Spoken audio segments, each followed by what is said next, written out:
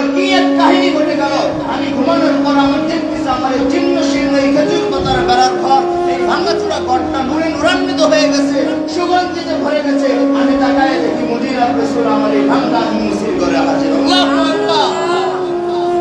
মদিনার রাসূল আমি আমার মুসির ঘরে হাজির। সে আমাকে ডাক দিয়ে বলতেছে, হে আলী, আমাকে আর মদিনায় থাকতে দিল না, আমাকে আর মদিনায় থাকতে দিল না। তোমার নিয়ত, তোমার চেষ্টা, তুমি তোমার প্রতিবেশীকে যে খেদমতটুকু করছো, আমার আল্লাহ তোমার উপর খুশি হইয়া তুমি তোমার এই চেহারার মতো চেহারা একজন ফেরেশতার সাথে লাগাইয়া, তোমার দেহের মতো দেখে একজন ফেরেশতাকে সৃষ্টি কইরা তোমার হক ফেরেশতার মতো করায়। আল্লাহু আকবার। ওয়াসকারাত সাইলাক হাদি ওয়াসকারাত মক্কায় গেছে। যেদিন হজ শেষ ফিরে আসবো, আমি ফজরের নামাজের পরে মক্কার সাথে টেক লাগাই বসেছিলাম। বসে থাকার কারণে আমার ঘুম হয়েছে, তাই হালকা করে ঘুমিয়ে গেলাম। আমি ঘুমের ভিতরে স্বপ্ন দেখি আমার পায়ের কাছে একজন লোক বসা, আমার মাথার কাছে একজন লোক বসা। সুবহানাল্লাহ। আমার পায়ের কাছে একজন বসা, আমার মাথার কাছে একজন বসা। মাথার কাছে যে ব্যক্তি বসা, ওই ব্যক্তি পায়ের কাছে যিনি বসা, তাকে জিজ্ঞেস করতেছে, ভাই এবছর পায়ে কতজন হাজি করার জন্য আসছে? পায়ের কাছে যিনি বসা তিনি বলতেছে এবছর 6 লক্ষ হাজি করার জন্য। সুবহানাল্লাহ। 6 লক্ষ, 6 লক্ষ। এবার পায়ের কাছে যিনি বসা তিনি বলতেছে, ভাই এই 6 লক্ষ হাজি করার জন্য আসলো, কয়জন হাজির হজ কবুল হয়েছে? কয়জন হাজির হজ কবুল হয়েছে? আব্দুল্লাহ ইবনে মুবারক রাহিমাহুল্লাহ বলেন, মাথার কাছে যিনি বসা তিনি বলতেছে, একটা মানুষের হজ কবুল হয়েছে, একজনের হজ কি হয় নাই? কবুল হয় নাই। পায়ের কাছে যিনি বসা তিনি বলতেছে, হে আব্দুল্লাহ ইবনে মুবারক, সিরিয়ার একজন মুসলিম ছিলেন, তার নাম হলো আলী বিন মুআফফার। তার এই একজন মুসলিম ছিলেন এই 6 লক্ষ সমস্ত হাজিদের হজ আল্লাহ কবুল করেছেন। তার ছিল একজন মুসলিম ছিলেন, তার ছিল একজন মুসলিম ছিলেন, 6 লক্ষ হাজিদের হজ আল্লাহ কবুল করেছে। কারণ সে যে কোনো কারণে নিয়ত করেছে আসার জন্য, কিন্তু যে কোনো কারণবশত সে আসতে পারে নাই। আব্দুল্লাহ ইবনে মুবারক পৃথিবীর সর্বশ্রেষ্ঠ আলেম, ঘুম ভাঙার কর্তা, হঠাৎ চিন্তা যে আমি এত বড় একজন আলেম, আমার হাতে ওই মুসলিম ছিলেন কবুল হয়েছে, তাহলে ওই মুসিকে দেখা আমার জন্য খুবই জরুরি, তার কাছ থেকে দোয়া নেওয়াটা আমার জন্য খুবই জরুরি। আব্দুল্লাহ ইবনে মুবারক তার কাফেলাকে বলেন, আপনারা চলে যান, আমার আসতে একটু দেরি হবে। মক্কা থেকে সিরিয়া চলে আসলো, এসে এবার বুঝতেছে মানুষের কাছে কাছে যায় যে আলী বিন মুআফফার এই নামে কাউকে চিনেননি। কেউ বলে চিনি না, কাউকে যারই জিজ্ঞেস করে সবাই বলে আমরা চিনি না। তো ঘুরতে ঘুরতে একটা বস্তি এলাকার ভিতরে ঢুকে পড়লো, যেখানে বাংলাদেশের মানুষ দিয়ে মানুষ থাকে। সেখানে যাওয়ার পর একটা ঘরে সালাম দিল, আসসালামু আলাইকুম ওয়া রাহমাতুল্লাহ, আপনারা কি আলী বিন মুআফফার এই নামে কাউকে চিনেন? বলে হ্যাঁ চিনি। বলে কেন? ওই যে সামনে একটা ভাঙাচোরা ঘর দেখতেছে, ওই ঘরেই সে থাকে। সুবহানাল্লাহ। তো আব্দুল্লাহ ইবনে মুবারক পৃথিবীর সর্বশ্রেষ্ঠ আলেম, তিনি গেলেন, কে সালাম দিল, আসসালামু আলাইকুম ওয়া রাহমাতুল্লাহ। ঘর থেকে জিন্নুর একটা মানুষ, সাধারণ সরল সোজা একটা মানুষ বের হয়ে আসলো, জিজ্ঞেস করলো, ভাই আব্দুল্লাহ ইবনে মুবারক আলী বিন মুআফফার এই নাম কি কাউকে চিনেন? বলে হ্যাঁ চিনি। বলে কে? বলে সেটা আমি।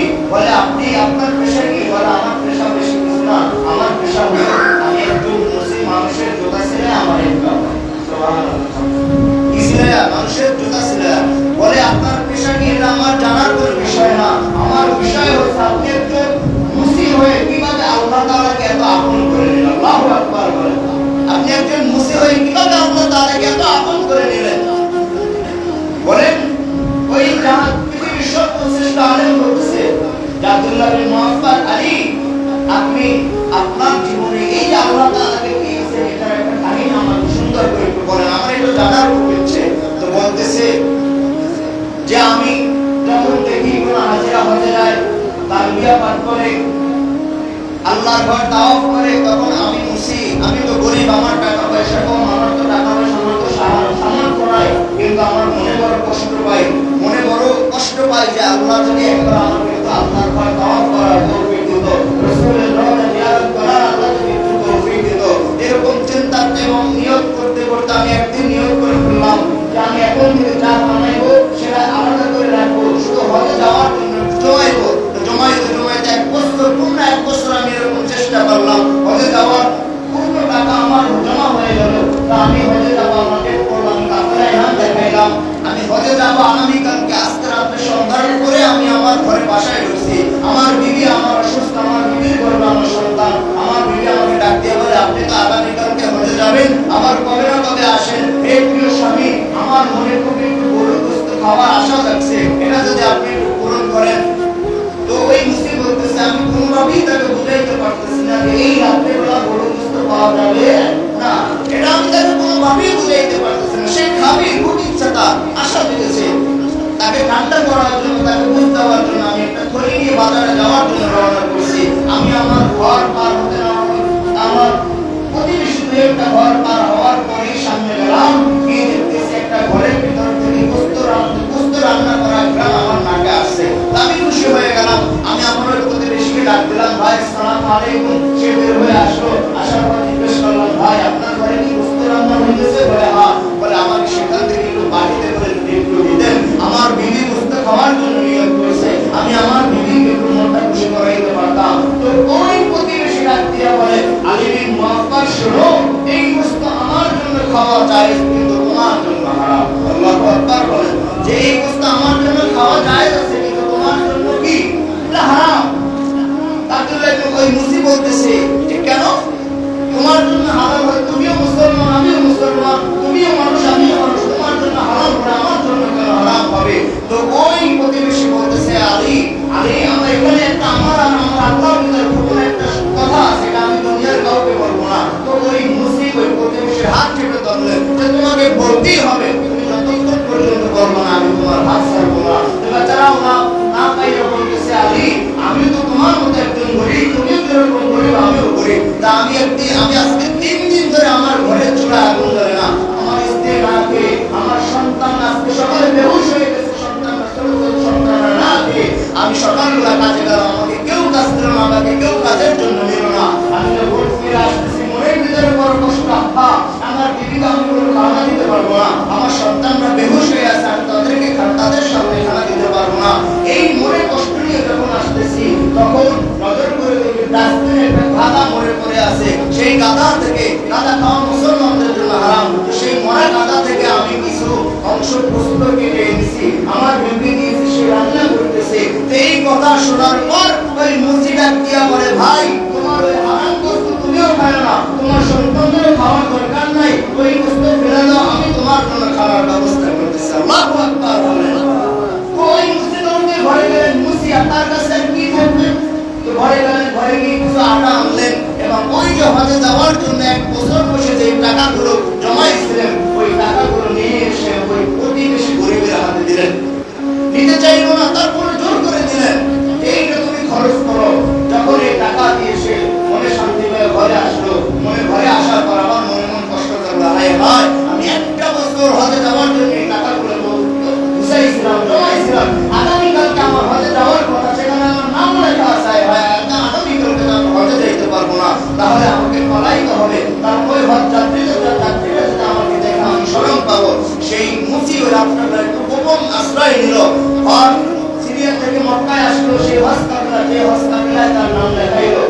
হজ শেষ, প্রথম হজ যাত্রীরা যখন ফিরল, সেই প্রথম হজ যাত্রীদের ভিতরে একজন গিয়া ওই মুসিকে ডাক দিয়া বলে, হে আলী তোমাকে আমি আল্লাহর ঘরে যখন আমরা তওয়াফ করতেছি সেই ঘরের পাশে তোমাকে এক নজর দেখছিলাম, আর তোমাকে আমরা দেখতে পাই।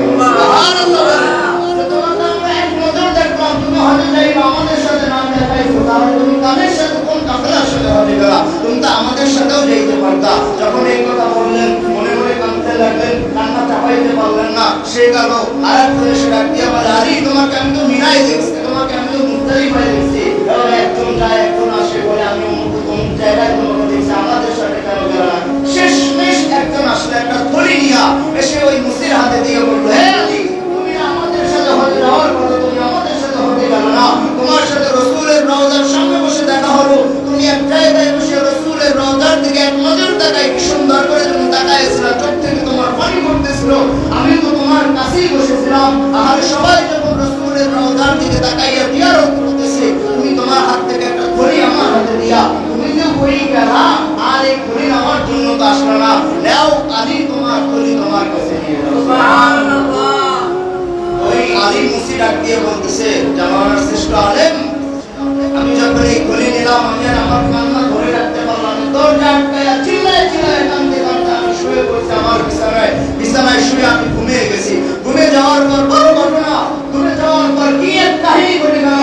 আমি ঘুমানোর পর আমার দেখতেছি আমার এই চিহ্নশীল এই খেজুর পাতার বেড়ার ঘর, এই ভাঙাচোরা ঘরটা নূরে নূরান্বিত হয়ে গেছে, সুগন্ধিত হয়ে গেছে। আমি তাকায় দেখি মদিনার রাসূল আমার এই ভাঙা মুসির ঘরে হাজির। আল্লাহু আকবার।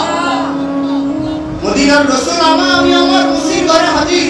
সে আমাকে ডাক দিয়ে বলতেছে, হে আলী, আমাকে আর মদিনায় থাকতে দিল না, আমাকে আর মদিনায় থাকতে দিল না। তোমার নিয়ত, তোমার চেষ্টা, তুমি তোমার প্রতিবেশীকে যে খেদমতটুকু করছো, আমার আল্লাহ তোমার উপর খুশি হইয়া তুমি তোমার এই চেহারার মতো চেহারা একজন ফেরেশতার সাথে লাগাইয়া, তোমার দেহের মতো এই হুবহু দেহে একজন ফেরেশতাকে সৃষ্টি কইরা তোমার হাত ফেরেশতার মাধ্যমে করায় দিয়েছে। আল্লাহু আকবার। তাহলে নিয়ত করতে পারবো তো ইনশাআল্লাহ। নিয়তে বরকত। চাইতে পারে না পারে, আমাদের সকলের তো আশা যে আল্লাহ